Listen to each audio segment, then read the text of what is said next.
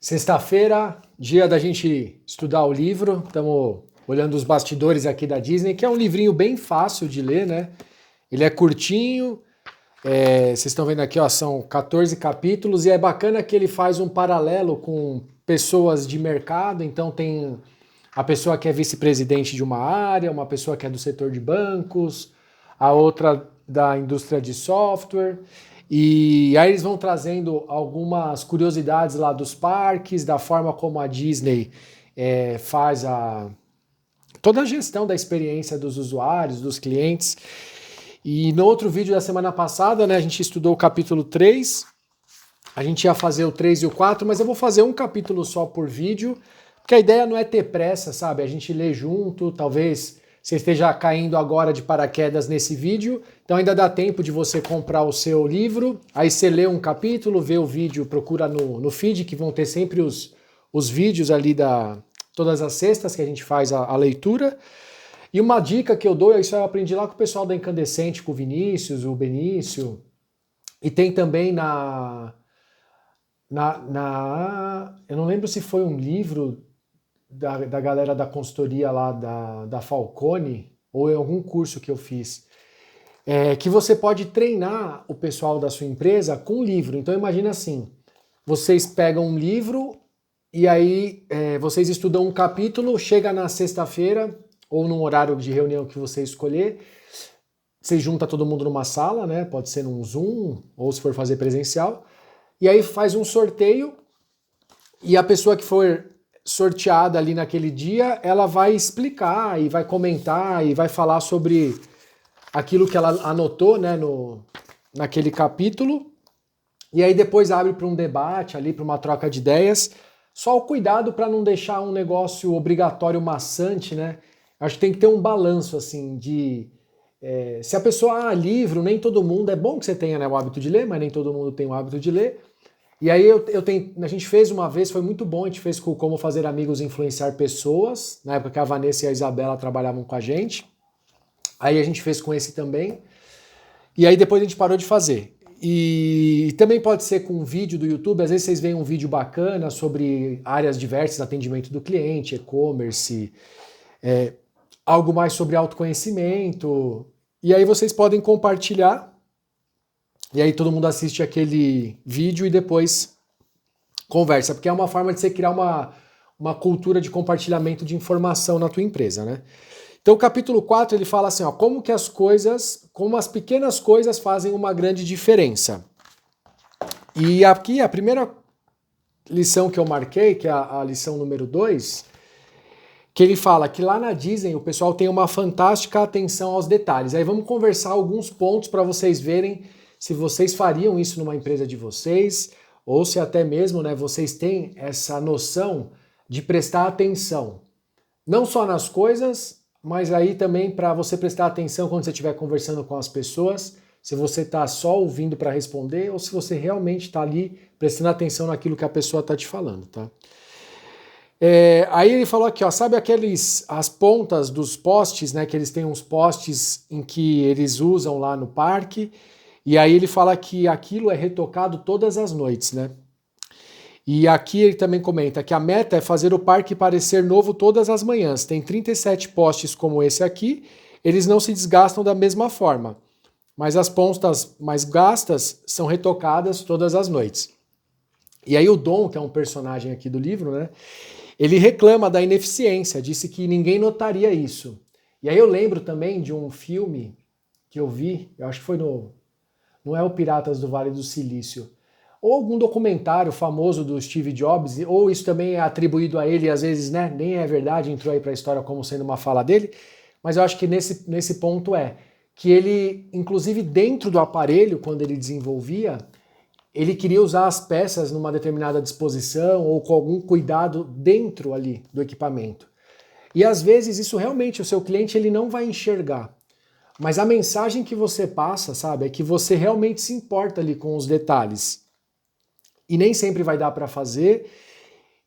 Às vezes a gente vai ter esse discurso, né, de nossa, eu super presto atenção nos detalhes, aí a gente vai ver na nossa própria empresa, tem algumas coisas que passam batidas, né?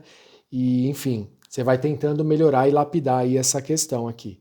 E aí o Mort, né, que fala pro Dom assim, ó, é pior do que você pensa, Dom. Não só os postes são retocados todas as noites, como o horário de início das tarefas depende da temperatura e da umidade, para que a tinta já esteja seca no horário de abertura do parque na manhã seguinte.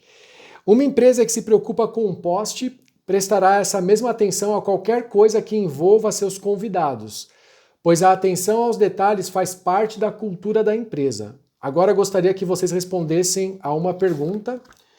Olhou, né, para cada um deles antes de continuar. A atenção aos detalhes faz parte da cultura da sua empresa, né? E o que é cultura de empresa, né? Que todo mundo fala, e hoje é uma moda também, é uma palavra que sempre traz uma reflexão. Nada mais é do que um conjunto de valores e de ideias que fazem com que as pessoas desempenhem atividades de uma determinada maneira. Então imagina assim, que a cultura da sua empresa seja compartilhar as informações entre as áreas e ter uma forte colaboração, por exemplo, num time comercial. Então as pessoas elas se ajudam, elas colaboram, o time de serviço que faz a entrega colabora com o time de venda, que é mais o comercial, que colabora com o time técnico, porque eu já vi empresas que eles competem dentro de departamentos e as pessoas até estimulam isso, e tem empresas que têm esse perfil mais colaborativo. Isso é cultura. Eu já trabalhei em lugares, né? A IBM era muito assim. Ela dava a estrutura e te vira aí, sabe? E hoje eu gosto disso. Na época eu estranhava. E a Ericsson já não era assim. A Ericsson, ela tinha muito curso, ela realmente tinha pelo menos na equipe que eu trabalhei, né? A galera se preocupava em te ajudar, te dava alguns desafios, mas, sabe, não era tanto numbers driven, né, que fala. E a IBM era muito métrica ali. Eu lembro até hoje que a Denise lá, que era minha gerente, eu recebi um kudos, né, que era tipo um elogio lá, acho que era de um cliente não sei se era o da NASA ou da China que eu atendia. Ele fez um elogio lá pelo meu atendimento. E aquilo era muito relevante para eles, né? Então, assim, ó, tempo de resposta dos chamados, eu acho que a base de conhecimento lá que você alimentava era outra métrica, e a IBM era muito drivada a número, isso lá em 2011, né? Então, para mim, aquilo parecia algo frio. Falei, pô, todo o desempenho ali é traduzido em números e aquilo que a pessoa vai avaliar para saber se você está performando bem ou não. Hoje eu acho que eu já me daria muito bem dentro desse ambiente, né? E na Ericsson já não era tanto assim. A gente tinha muita colaboração, era um ambiente bem diferente, então isso tem a ver com a cultura da empresa. E por que eu estou te falando tudo isso aqui? Porque se você estiver construindo o teu negócio, provavelmente os teus valores vão ser os valores que vão começar a estar na cultura da empresa, e você pode criar o plano que for, né? Você pode criar a teoria que for. O hábito do dia a dia vai ser o que vai prevalecer em cima de qualquer tese que você inventar ali para querer implementar na empresa. Um outro ponto que eu falei, que eu marquei, né, que eu falei que eu queria falar para vocês aqui, lá no Castelo da Cinderela, tem, eu não lembro muito bem do filme, mas ele estava falando aqui, ó, aposto que ninguém faz isso na Disney, disse a Jared, se você tem outro exemplo, ele fala que acho que encontrei um. Já faz tempo que li Cinderela, mas lembro que uma das filhas da madrasta estava verde de inveja e a outra vermelha de raiva. E aí é uma pena que eu não estou no YouTube nem nada, que senão eu colocaria para vocês a foto. Que quando eu fui lá em 2017, você entra no castelo e aí você presta atenção quando vocês forem.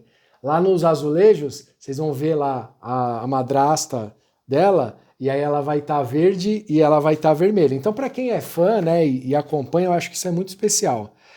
E aí eu marquei outro ponto, né? O lance da construção do castelo da Cinderela. As pedras próximas ao solo são maiores do que as do alto. Isso faz o castelo parecer maior, mas sem torná-lo opressivo. A mesma técnica foi empregada em outras partes do parque. Na Haunted Mansion, a mansão mal assombrada, por exemplo, que não foi utilizado. Na Main Street, se você comparar os andares dos prédios, verá que o segundo andar é sempre menor do que o primeiro e o terceiro menor do que o segundo. Então, para gerar esse efeito de profundidade, né? E aqui também fala, que mas a Disney injeta recursos em qualquer coisa que afeta a experiência dos convidados, tanto a curto como a longo prazo. E eu grifei isso, só vou falar esse outro ponto aqui. Ó. Se vocês soubessem que a maior atenção a alguns detalhes aumentaria a fidelidade dos clientes, como vocês aplicariam esse programa na empresa de vocês, né? Então, no e-commerce principalmente, né, que é o foco do canal, do perfil do YouTube, do Insta, tem alguns pontos de contato que o seu cliente vai ter com a tua loja. O primeiro deles vai ser o site, provavelmente, ou a rede social, e o atendimento. E aí depois você vai ter um outro momento em que ele recebe o pacote. Então, quando a gente compra, a nossa ansiedade está lá em cima, e aí quando a gente recebe, é um momento de interação com a marca. E na hora que você também tem algum problema ali, que a empresa entra em contato. Nos cursos que eu fiz lá, até do Marucho, que ele trabalha bastante com esse conceito de atendimento Disney, ele fala, né, que às vezes você tem um problemão. Pensa vocês e nós, assim, como clientes. A gente tem um problema, aí tá lidando com aquilo tudo.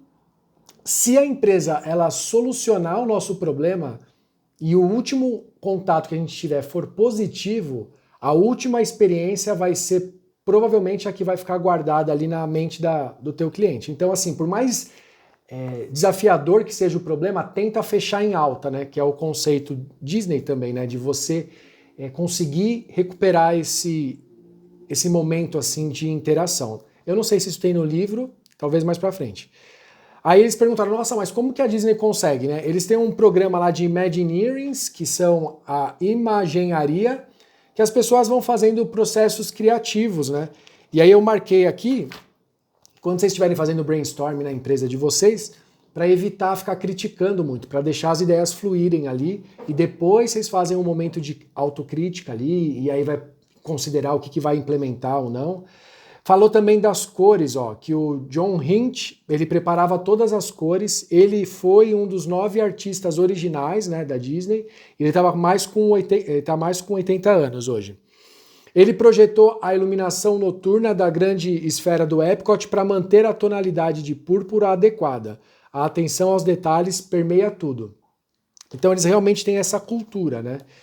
E aí eles falaram aqui, ó, bastante dos resorts lá. Eu não cheguei a ficar em resort ainda lá, mas eu fui num local que chama Boardwalk, fica dentro de um resort. E também eu acho que foi lá no Boardwalk que a gente sai andando e aí você consegue ver as hospedagens, o saguão dos hotéis, e é realmente impressionante, né? Porque eles falam que a vegetação das ilhas, ela parece ser da própria Polinésia. Tá falando do Polynesian, né, do resort. Que ele não pode garantir que toda a vegetação seja natural, mas à primeira vista é o que parece. Então, assim, resumindo a história aqui, eles tentam, inclusive, dentro desses resorts temáticos, trazer a própria vegetação nativa do lugar para montar o ambiente. Aí você fala, mas a Disney tem muito dinheiro. Olha, isso aí pensa vocês, como que você consegue aplicar dentro da tua realidade, ó.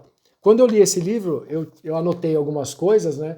Por exemplo, fazer o folheto da troca de ração da VegPet, que na época a gente não tinha.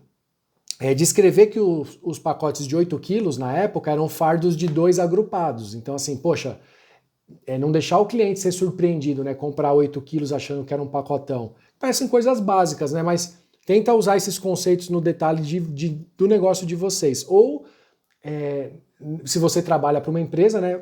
Aplicar essa mesma lógica para o seu trabalho, né? Analisar o ciclo de compra dos clientes e enviar um e-mail antecipando o fim da ração para a pessoa não ser surpreendida. Então, assim, resumindo, o capítulo 4 é essa atenção aos detalhes. Se vocês leram, né, o capítulo e tiver alguma outra contribuição ou tiver alguma dúvida, coloca aqui embaixo. E aí na sexta que vem, a gente vai estudar o capítulo 5, que é do Michael Eisner, que ele era o CEO. E aí eu vou ter uma surpresa para vocês, mas aí eu vou falar só quando a gente gravar o vídeo.